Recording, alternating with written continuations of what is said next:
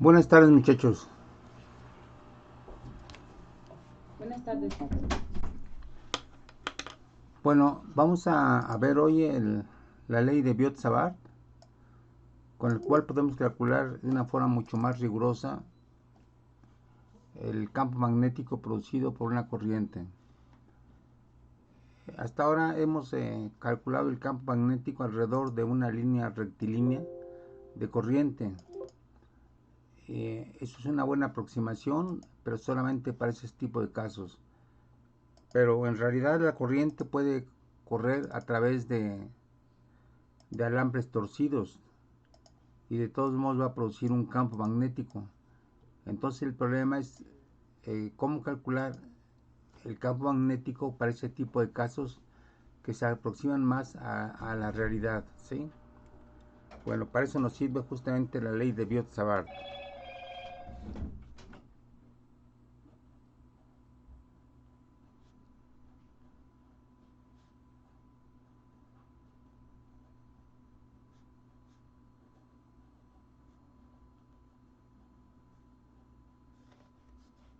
Es la ley de Biot-Savart, ¿sí? Bueno, entonces en este caso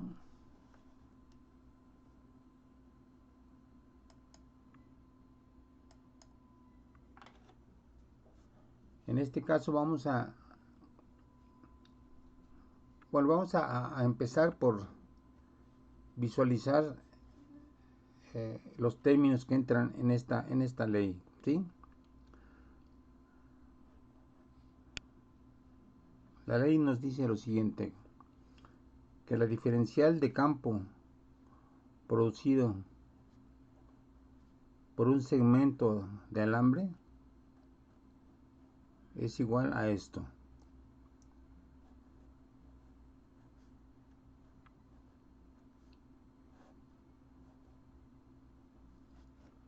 ¿Sí? Ahora, ¿qué significan todos estos términos? Bueno, mu cero no hay problema, y la corriente 4pi no es un término constante. El, el punto es visualizar qué significan dl y r. Bueno, supongamos que tenemos un alambre.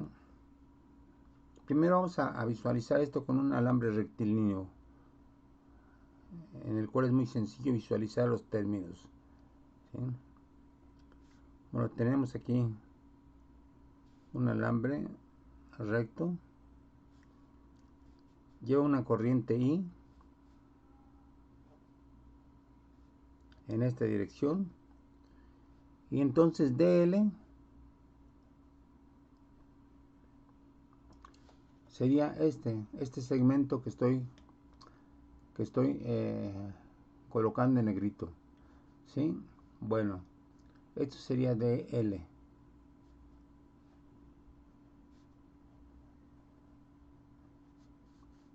Y ahora, a partir de DL, yo trazo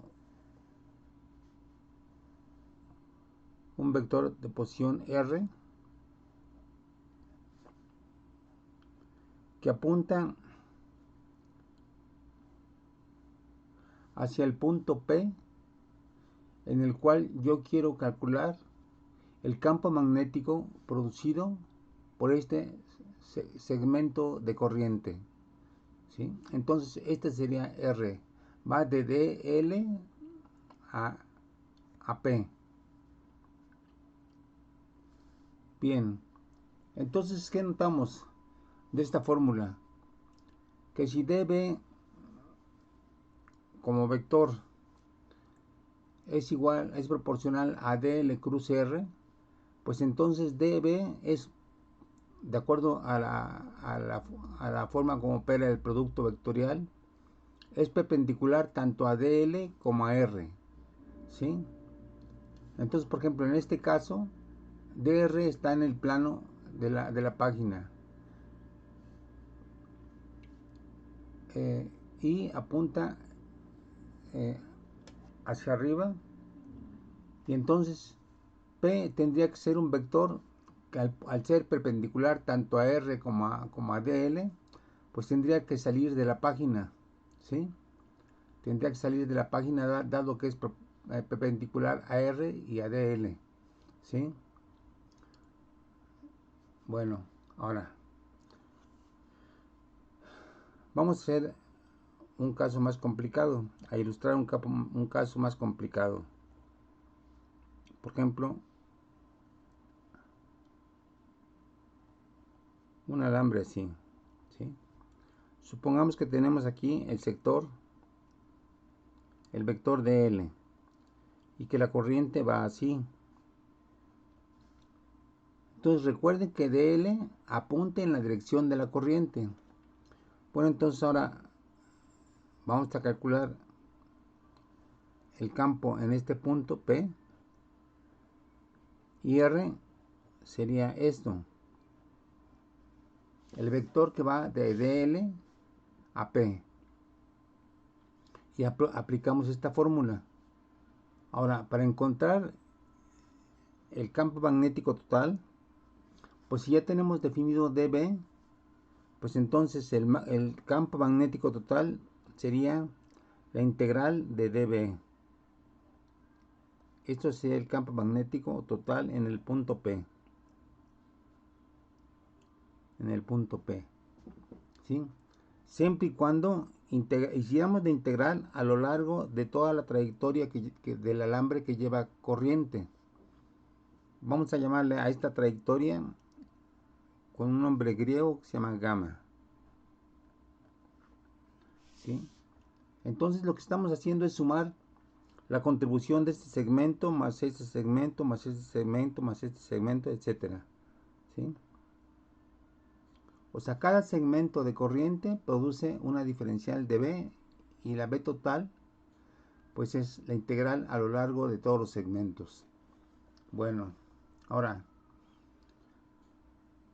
hay un caso particularmente importante o interesante eh, en el cual podemos calcular matemáticamente cuál es el campo a lo largo de cierta trayectoria. Bien, vamos a analizar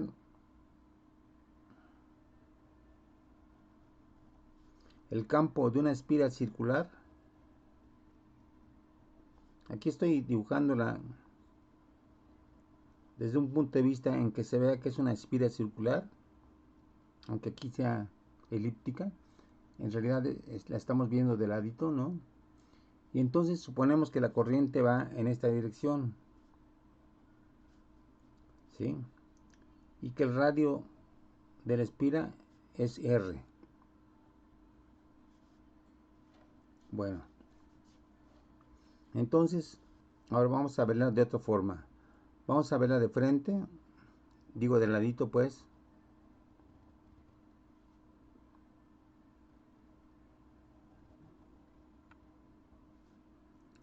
Entonces en este punto la corriente está saliendo, ¿sí? En este lado la corriente está metiéndose, ¿sí? Y vamos a calcular el campo justamente a la mitad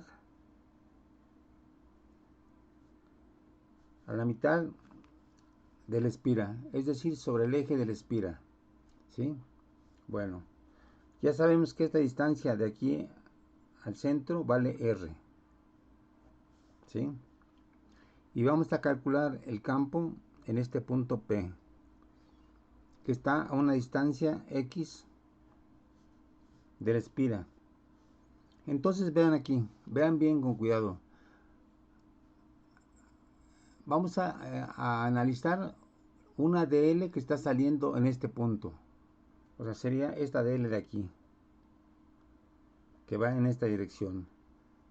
Esta sería la DL.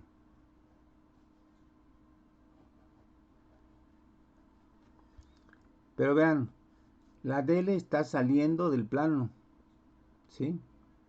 Bueno, entonces este sería DL. Un segmento que está saliendo del plano. Y luego la R, pues sería el vector que va de DL al punto P.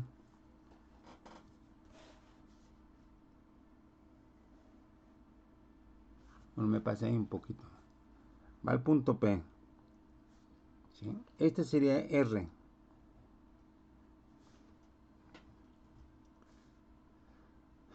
Claramente aquí vemos que al formar un triángulo rectángulo con R, X y R minúscula, entonces la magnitud de R pues va a ser la raíz cuadrada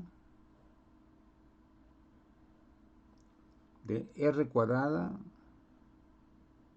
más X cuadrada.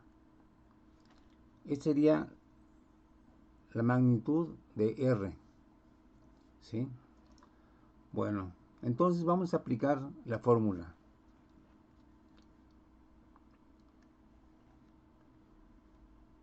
dB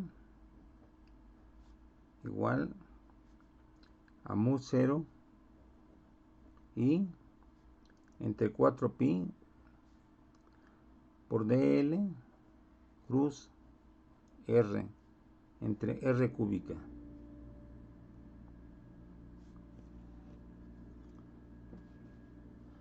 Bueno, vamos a ver, según esto, la dB, que es proporcional a dl cruz r, entonces debe ser perpendicular tanto a r como a dl, pero dl está saliendo del plano y r está en el plano, por lo tanto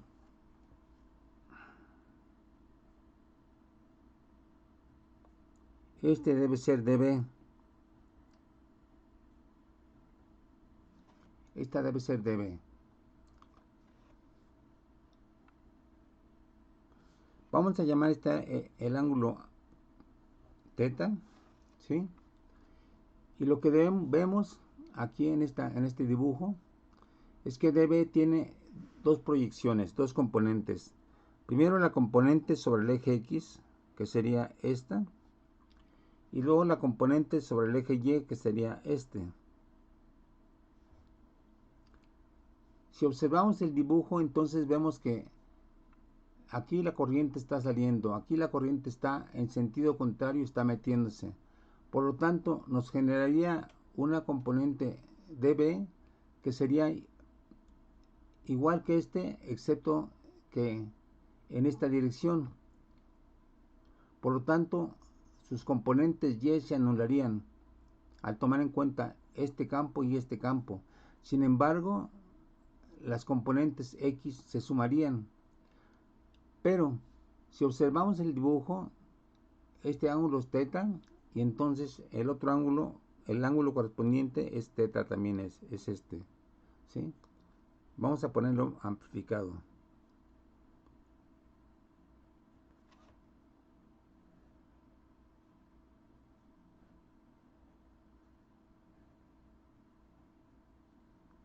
¿Sí? Esta es la componente que nos interesa, dBx. Ahora, ¿por qué este ángulo es teta? Bueno, porque este lado este lado es perpendicular a B, a dB. Y este lado es perpendicular a este lado. Por lo tanto, este ángulo es igual a este ángulo. ¿Sí? Bueno, entonces según esto, la dB que nos interesa, dBx, sería, a ver, díganme ustedes, ¿cuál sería la dBx? De acuerdo a esta figura. ¿Cuánto valdría dBx?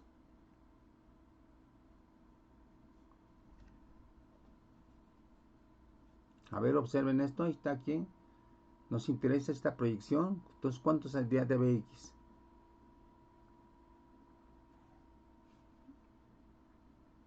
A ver, analicen la figura. ¿Cuánto sería?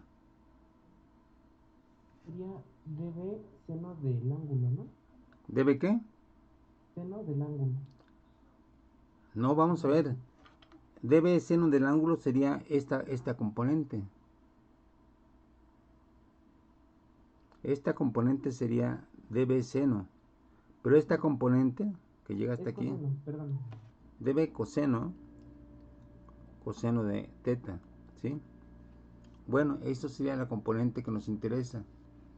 Bueno, pero de acuerdo a la figura, ¿cuánto sería coseno de teta?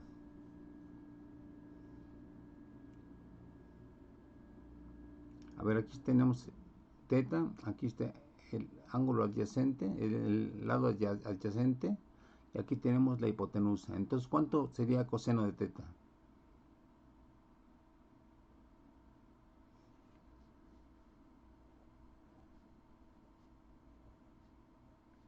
¿Cuánto sería? A ver, vean el dibujo. ¿Cuánto sería coseno de teta?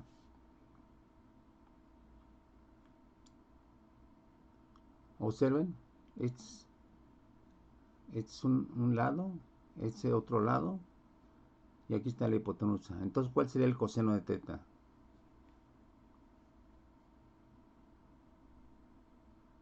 A ver, díganme. ¿Cuánto sería? Vean, estamos tratando de este triángulo. Pues sería R entre qué? R entre la magnitud de R. ¿Sí? Bueno, entonces ya tenemos que dbx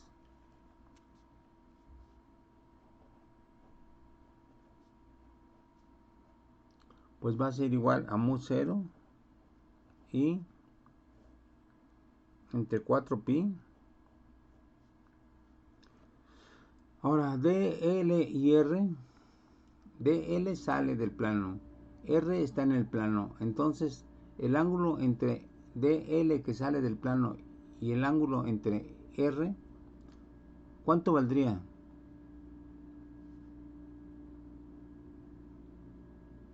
A ver, dl sale del plano, r está en el plano, entonces ¿qué ángulo forman entre los dos vectores?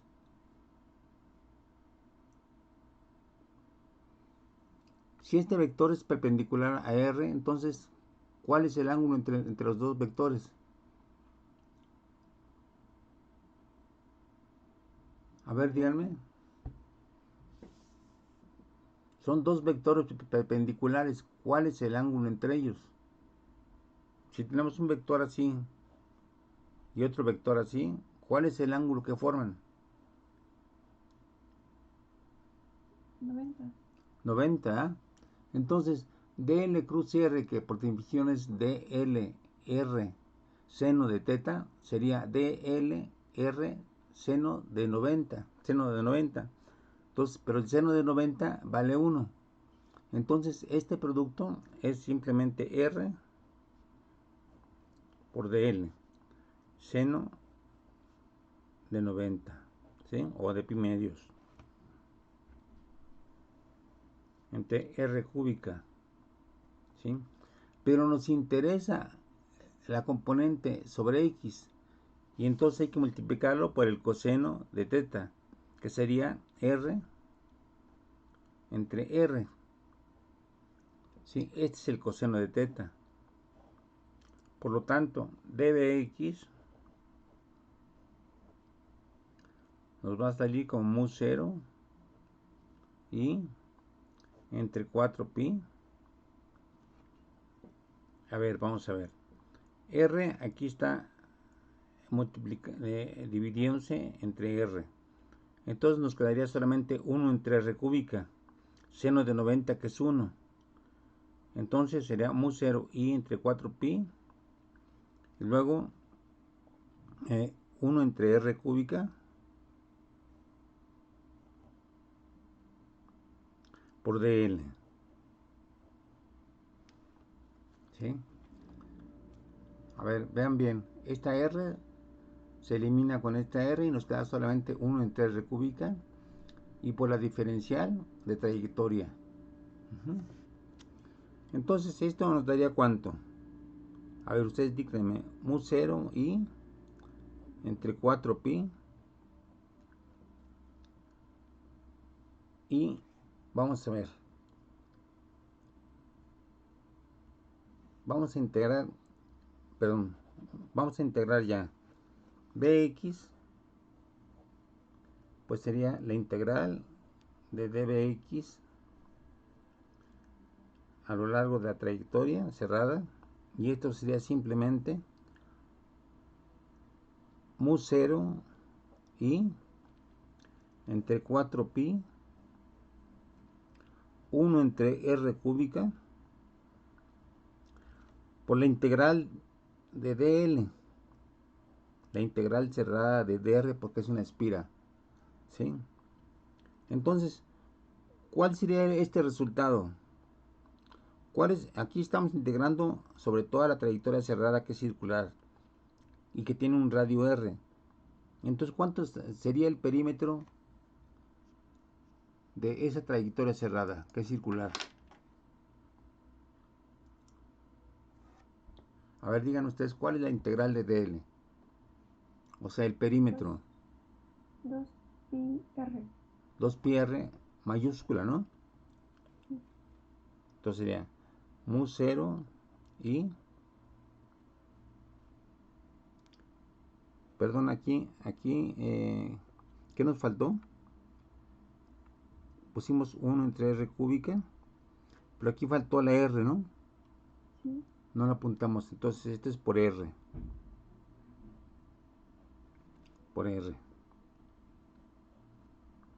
Entonces será mu 0 y r mayúscula entre 4pi por 2pi r, que es el perímetro, entre r cúbica, ¿sí? Bueno, a ver, vamos a grabarnos esto. Es mu 0 y r cuadrada, 2pi r cuadrada, entre 4pi r cúbica. A ver, grábenselo bien, porque voy a pasar a otra página. Mu 0 y 2pi r cuadrada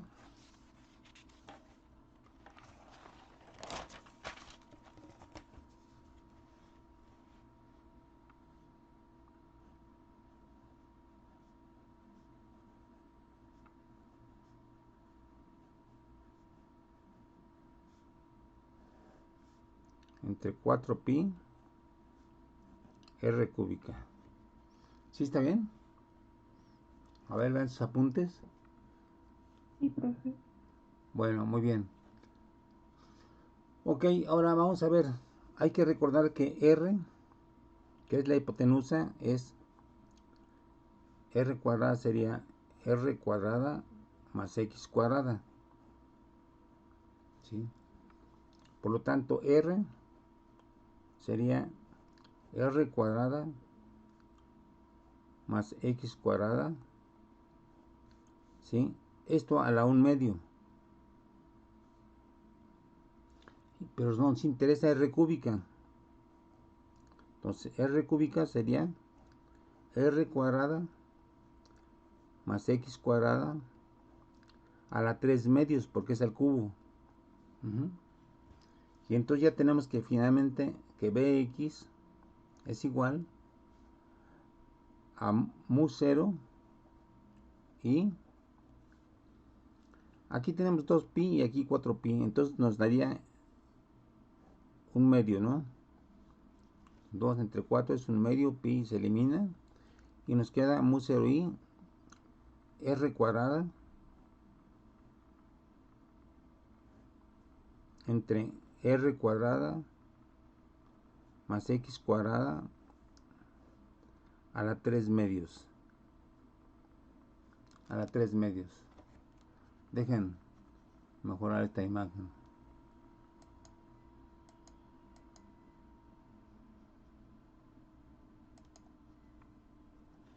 ¿Sí? Bueno, entonces aquí ya tenemos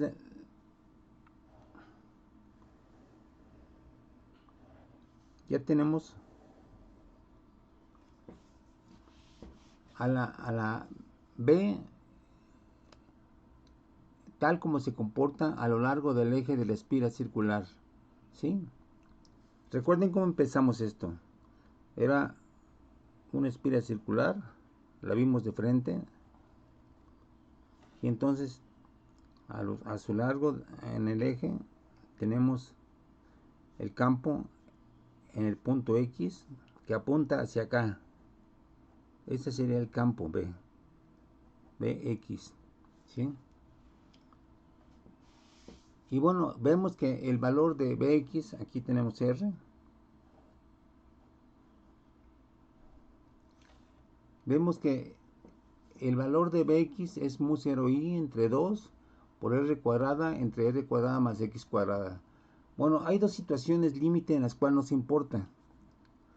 ¿Cuál es el campo cuando X es mucho mayor que 0? Que R, perdón. O sea, cuando nos vamos alejando de esta espira con corriente, ¿cuál va a ser el valor de Bx? A ver, ustedes díganmelo. ¿Sí? Bx va a ser mu 0 y entre 2 R cuadrada. Y si X es mucho mayor que R, pues entonces podemos despejar la R, despreciar la R. Entonces nos quedaría, al despreciar la R, sería X cuadrada a la 3 medios. O sea, ¿cuál sería el resultado de X? ¿X qué? Cubo. ¿Perdón? X cubo. X al cubo. Muy bien, esto sería para X mucho mayor que R. ¿Sí? Bueno, entonces vemos que el campo para una espira a cierta distancia grande decae como 1 entre X cúbica.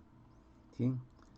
Ahora, otro caso interesante sería cuando queremos calcular en el centro de la espira. ¿Sí? Entonces, si queremos calcular en el centro de la espira,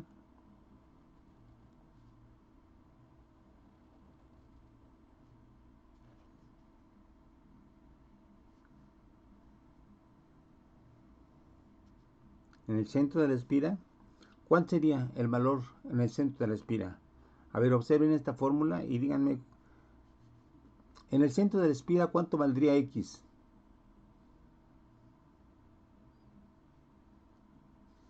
A ver, X aquí es 0, aquí es X. Entonces, en el centro de la espira, ¿cuánto valdría X? 0. 0. Y entonces, B de X, ¿cuánto sería? Mu 0 y entre 2. Y luego, ¿qué más? En el centro de la espira X vale 0. Entonces sería R cuadrada a la 3 medios. Que nos daría ¿cuánto? Esto, R. R al cubo, ¿no? Sí. R al cubo. Pero aquí tenemos una R cuadrada. Entre R cúbica nos daría 1 sobre R. 1 sobre R. Ok, 1 sobre R. Entonces aquí tenemos una cosa interesante. Que tenemos el valor de Bx en el centro de una espira. Y es un vector. Lo voy a ensanchar para que se vea claramente. Es un vector que sale así. En el centro. Bx en el centro. Lo que se dan cuenta ustedes es que si tenemos una espira así, otra espira junta, otra espira aquí, otra espira así.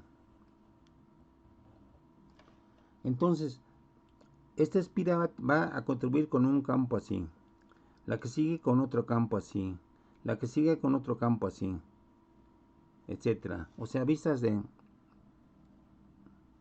perfil, tendríamos que esta espira y esta espira y esta espira nos darían cada una un campo así. con este valor. Y entonces al juntarlas, pues estos valores se juntan y entonces es por eso que en la bobina el campo en el centro es tan intenso, porque es la suma de los campos correspondientes a cada espira, ¿sí? De hecho, si calculáramos el campo, no aquí, sino en este punto, ¿cómo suponen ustedes que sería el campo?